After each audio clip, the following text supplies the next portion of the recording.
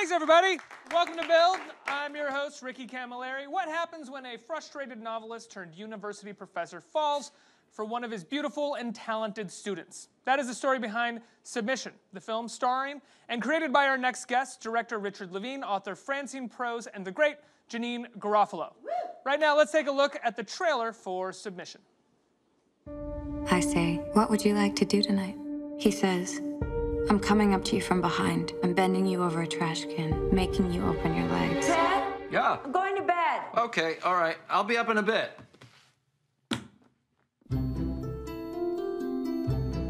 Okay, so what did everybody think?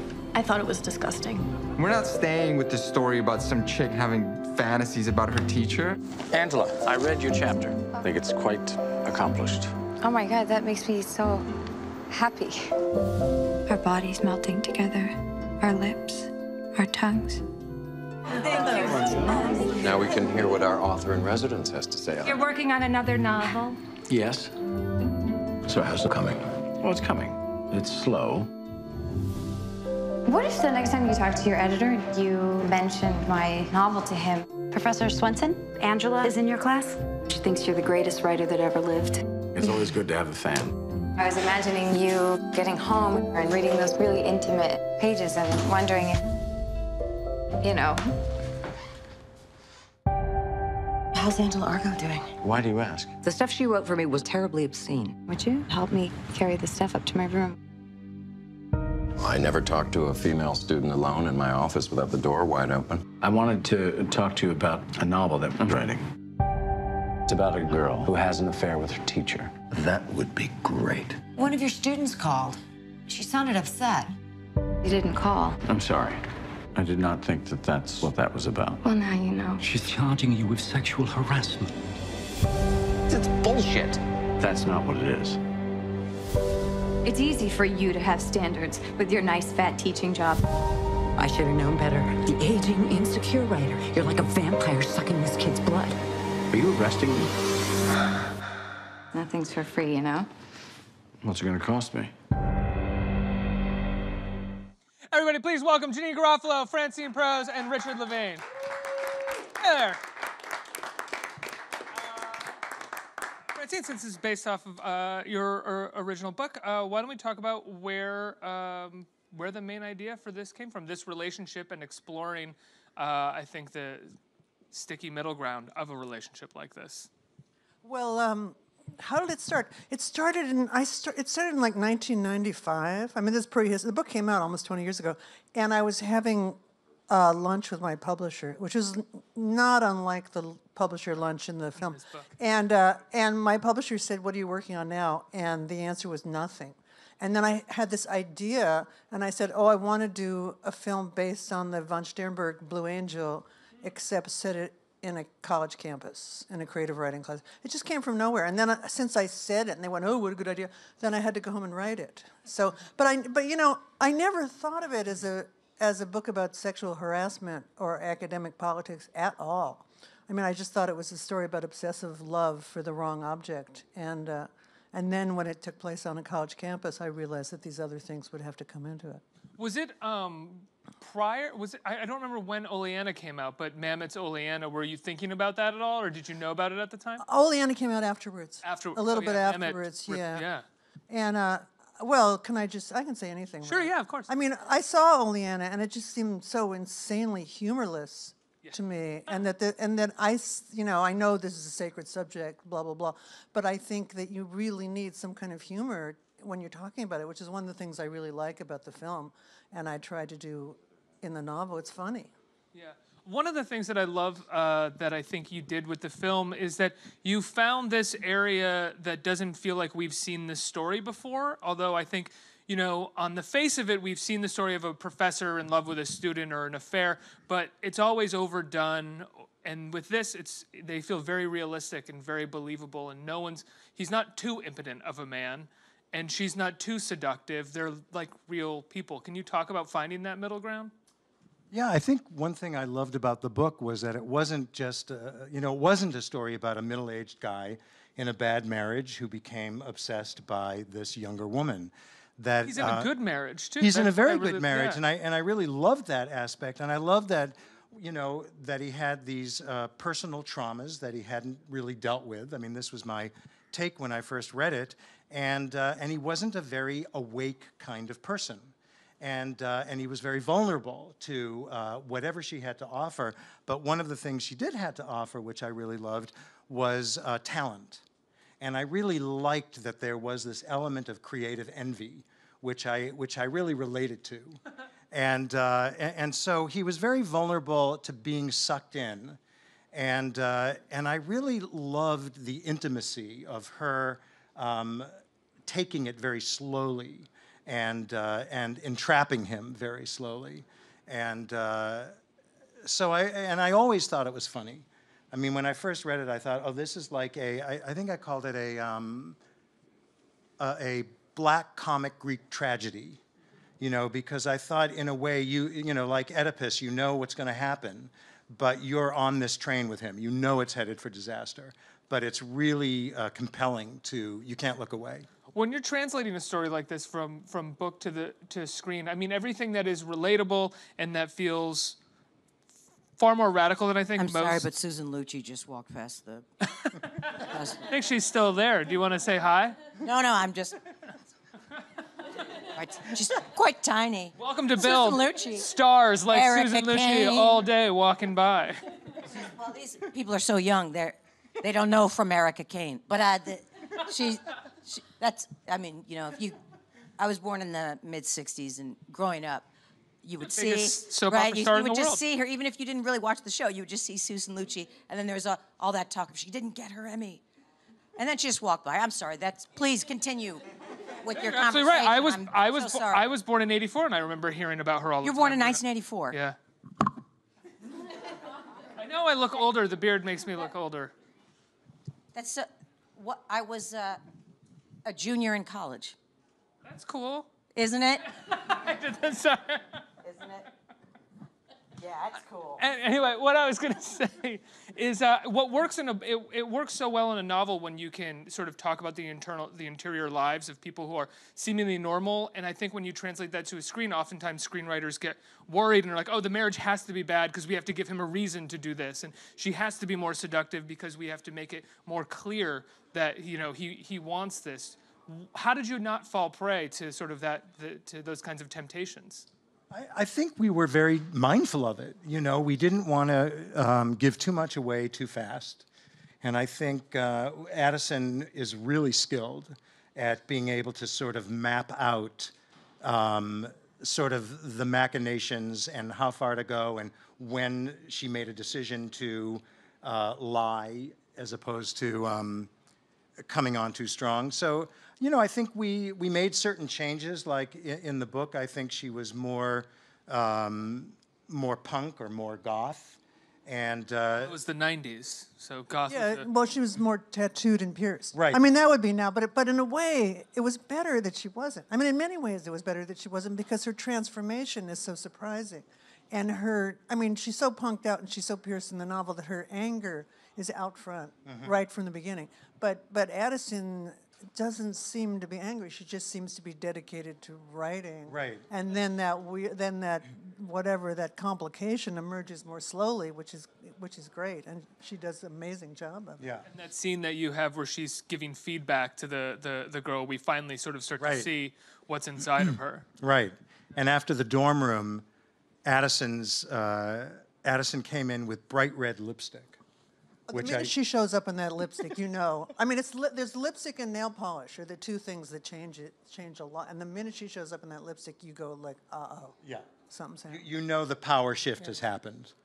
And but it was something we really were aware of in terms of staging, you know, not getting too close, not crossing boundaries too much, be more reverential. But you know, I think the trick was to try to keep the audience off-center with her. You know, is she telling the truth? Is she legit? Is she authentic? And we really liked sort of playing with that. Can you talk about your character in the film? I play a character named Magda Moynihan, who is a teacher at the same university, and I have had Angela Argo, the character, in my class before, and am somewhat cynical about her motives from the beginning. Also, my character has a crush on Ted Swenson, Stanley Tucci's character. How could you not? I in real life do. In real life, I have a crush on Stanley Tucci. I just want to make that clear for the audience. Any hoozle, confession, did Stanley know this before? Or I don't believe I've said that before, although I have worked with him before, and I think it's been abundantly clear since the first time I worked with him. I'm quite giggly around him. I just, and also I love the movie Big Night so much. I just think he's great, and he's funny, and etc. Big Night was directed by Stanley, right? Yes. Yeah. And so I am not only a colleague, but a person that has my own romantic feelings towards this person, and am troubled not only by Angela Argo's potential motives, but feel a sense of grief that he doesn't like me in a certain way, if that makes sense. At least that's how I interpreted it. It's almost like if I were to say anything to him, it would seem like I was being petty. And then when he is being questioned about this with the panel, with the tribunal, if you will, I feel terrible about and conflicted about being part of that, but also angry probably at him for having fallen for what I thought was such an obvious,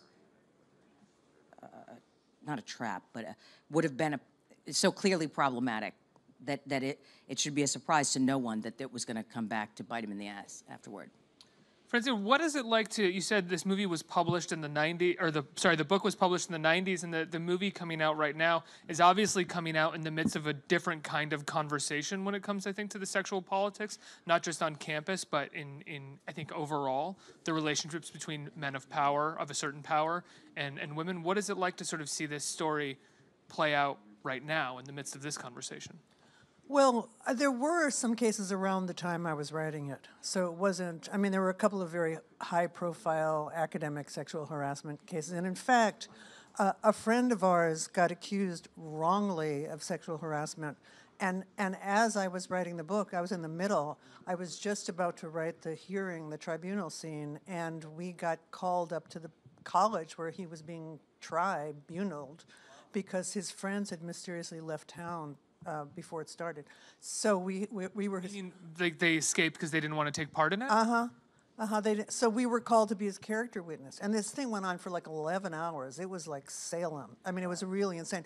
And I felt horrible. I mean, this is my friend, but on the other hand, it was one of those instances of life giving you what you need to make art out of. So... you got the call and you're like, I'm there. I'm there. I mean, I would have been there anyway.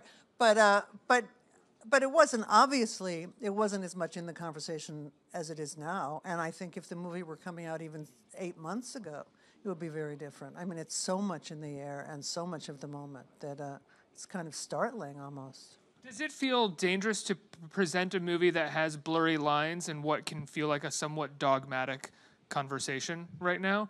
And if anybody, I'll probably eat a lot of shit for saying that myself. But I'm just kind of curious what you think about that. I don't think it's dangerous. You answer. I don't think what's going to happen. I mean, I think that yes. I think the problem is that everybody's so afraid to say anything about anything, without considering what's going to happen. What is going to happen? You're not going to be invited to somebody's dinner party, or somebody's going to roll their eyes when you talk, or you're not going to get some job you might have gotten. Even that's unlikely. If people want you badly enough, they're not going to care what you said. So I just think people are just have their own hands clapped over their mouths these days, afraid to say anything. And I mean, I've just always thought, I'm going to say what I want to say, and whatever happens, happens. And it turns out none of it has been such a big deal. Just don't tweet it. I'm not on Twitter. Richard, what about you? I think that it's definitely provocative, and I think that it's triggered a pretty wide range of responses. But I think that by and large, people have been very engaged by the conversation and what it adds to the conversation. And I think people really do have a craving to think in a nuanced way about this cultural time we're in.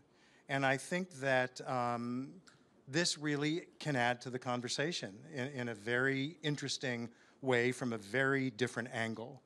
And I really love telling a story that actually is engaging, and you can feel like after the screenings we've had, people are talking about it.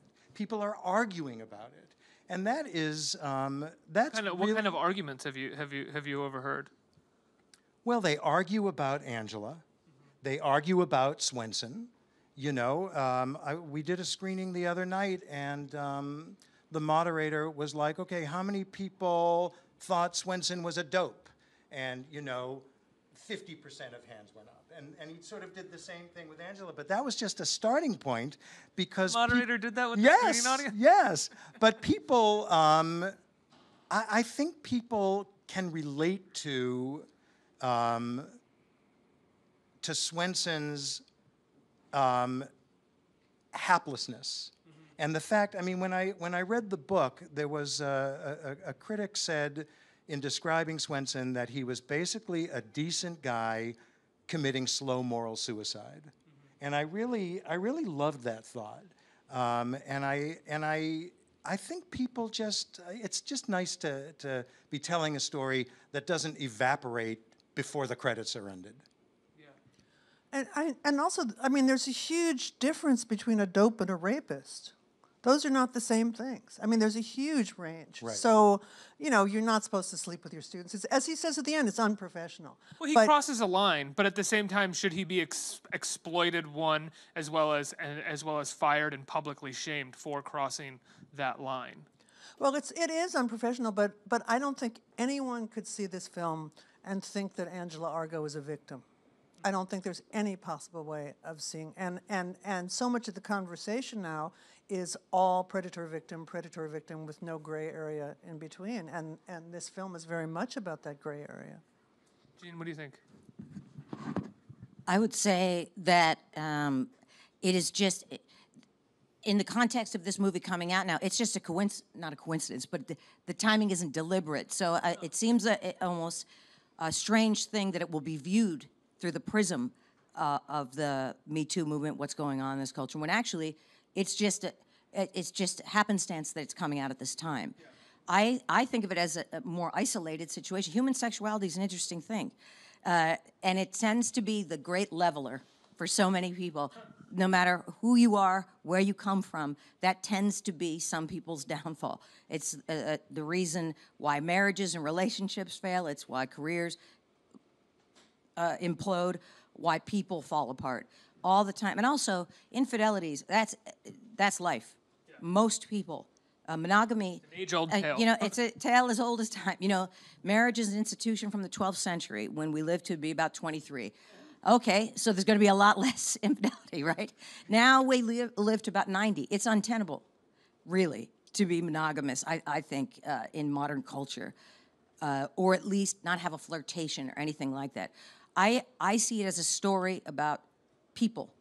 Let's take all what's going on in the world right away from it now. I mean, I know you can't because it's just, but when I read the script for the first time, I only saw it as the story as it was being told at that time, and that's how I still see it now. It is about these people and what's going on in their lives, and in the bubble of academia, which is its own other little microcosm of the world. On college campuses, I think the way academics live is very different from a lot of people, and also the competition, the publisher perish, and I think really it's about Stanley Tucci's character feeling insecure in a lot of ways, and it's flattering when a person shows interest in you. Talking to someone who's on camera every day. It's flattering, but especially to a person. I think men. I don't like sweeping generalizations, but I think men tend to be more vulnerable to that kind of flattery than women are, and there's no getting around that. Allison, that what's her real name? Addison. Addison is unbelievably good looking. There's just no way around that. And anybody who was shown attention by a person who looks like that is going to be flattered by it and respond to it in some way. So I feel like it's more a tale of id. Do do you restrain it? Do you unrestrain it? But also sexuality, it's the most natural thing in the world, these things that have happened. What is not as natural is all the ramifications and all the psychological implications and the tribunal and all of that, if that makes sense. I don't even know if I articulated that correctly. But. No, that was good. That was good. Talk about the awkward, clunky sex scene within the film. I think it's really great. It's one of the best I've seen directed because there's so few awkward sex scenes in movies and television, and it was pretty spot on. Can you talk about doing that or writing it and then directing it? Well, I knew, there's a little bit of a spoiler, but such a little bit of a spoiler, you could probably, it's not even a spoiler. I mean, I knew that it was going to have to be a bad sex scene, and I knew something was going to have to go horribly wrong. And I can't remember, but somebody in the family had some dental problem at the time. And I thought, oh yeah, let his tooth crack when they're having sex or trying to have sex. And then I had to like retrofit it through the novel. So he didn't originally have a tooth problem at the beginning of the novel, but I just had to go back and make this sort of incipient tooth problem that was going to, well, literally explode at the worst possible moment. That's like an easy and a hard thing to kind of do in a story, right? Like retrofitting, because it's like it has to be natural the way that you're putting it in, but at the same time you're also not creating from scratch at that point. Yeah, he looks in the mirror, you know, not that hard. Drop a mirror scene in here. Boom, it cracks right here. And what about directing that scene?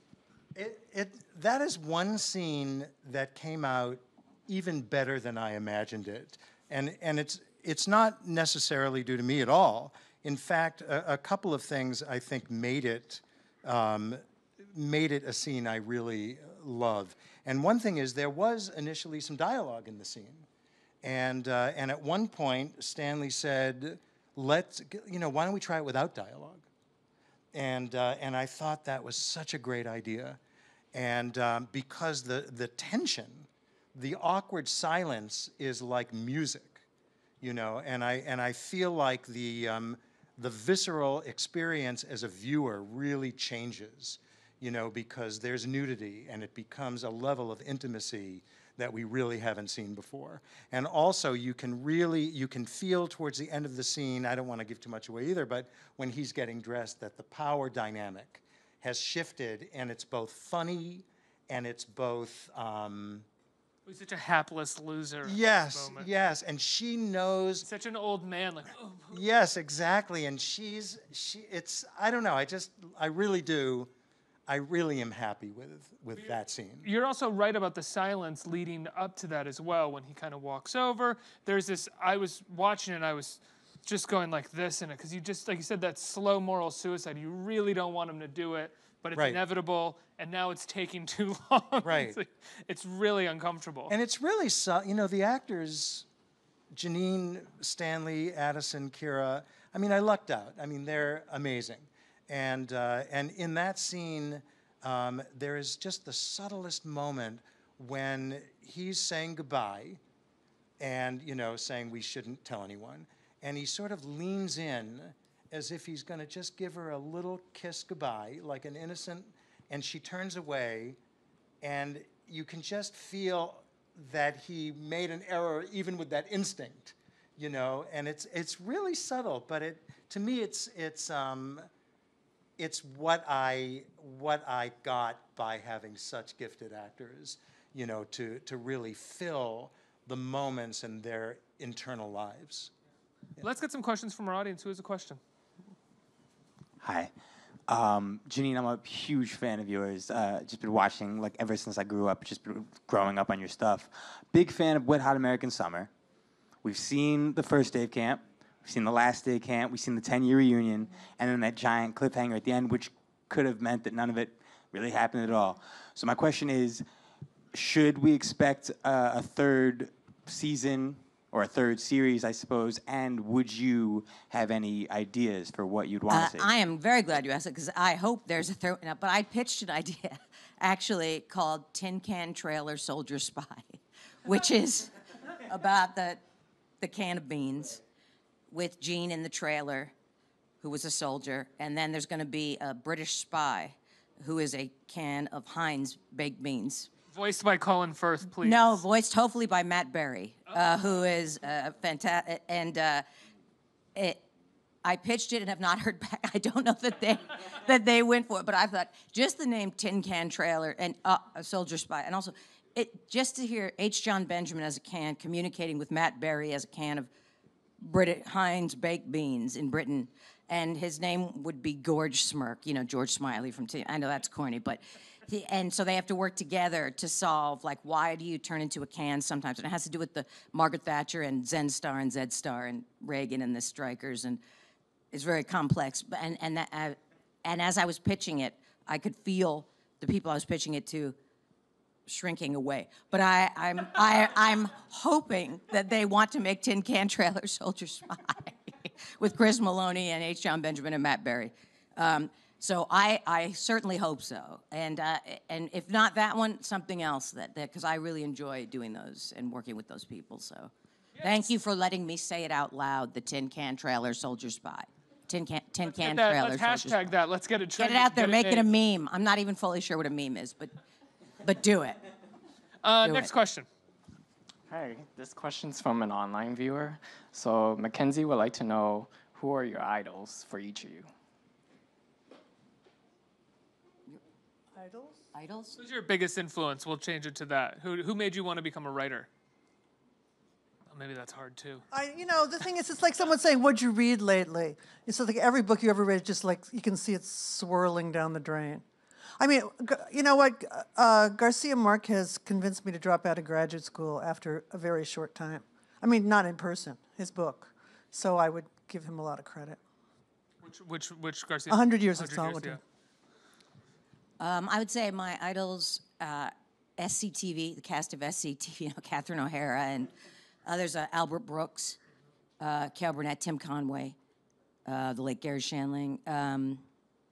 Those are good. Those are good. Yeah, those are good ones. We can hang with those. Wow, my mind is like a total blank. I'm thinking animals. I'm thinking nature. That's where I am right now. So I think it's part of the relief I need from the turbulence and toxicity that seems to be every time I read the papers. So I really go to nature. Nature is his idol. As boring as that is. Nature. Two great quotes today. There's a difference between a dope and a rapist. Let's get that one on a bumper sticker. And nature is my idol. So quoting, that's yours. There's a difference between a dope and a rapist. Very profound.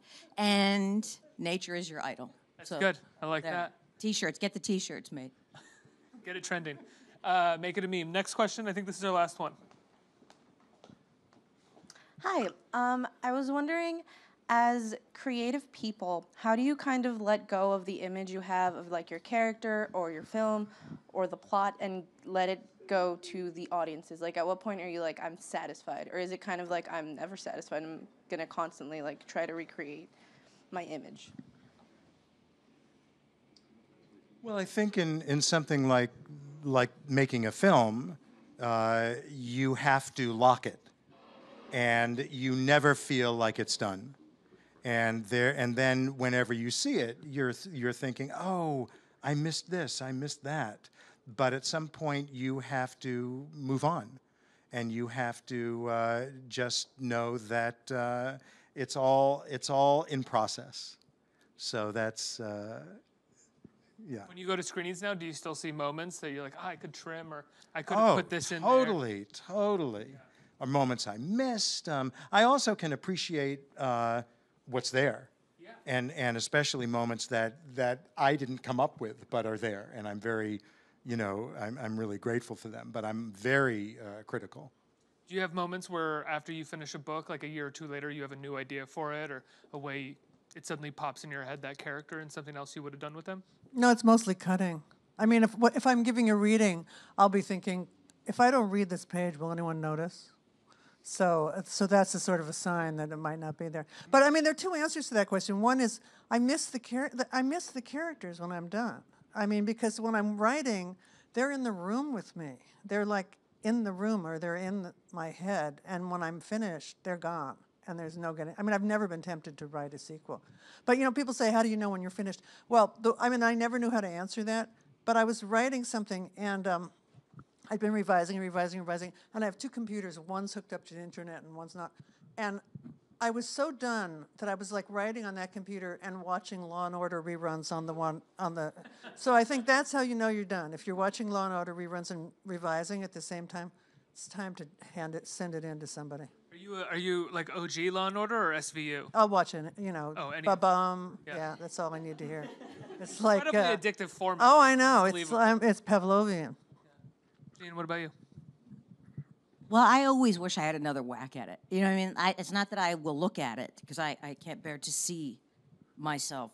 But I always think after, like, the movie is wrapped or after I've done stand-up or something like that, oh, I should have done that. Oh, there's a better way to do it. Or sometimes, because there's many auditions I don't get. I mean, many roles I don't get. And then I'll see later the movie that somebody got the part that I had tried to get and I didn't. And I see how they do it, and I'm like, oh, that's much more interesting than what I did in the audition. You know what I mean? Like I always wish I had another whack at these things. Why didn't I have that angle? Right. Yeah. That's if only.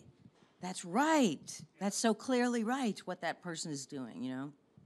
But that also happens on set when you're doing stuff as well. Like in conversation when you're figuring things out, someone can come up with something like, yes, of course, that's where I should be going with this. Right. So there may be, of course, they didn't do that either in their audition, but they did something right, that they got the part or they just got it offered. But then there's so many times even after they do your coverage and move on to somebody else, and you're just now not on camera but saying the dialogue as the other person is on camera, and you're like, oh, now I know how to do it, because there's something about being free of the camera looking at you, or for me anyway, where I feel like I'm so much more able to access what I would like if the camera's not actually on me, which is not helpful at all. You know what I mean? Like sometimes can be very self-conscious, and then when I'm just doing the lines for the other actor, there's no one looking at me, and then I find a better way to do it, but it's already over. My coverage has already been done. Are you going to be doing more theater? You did.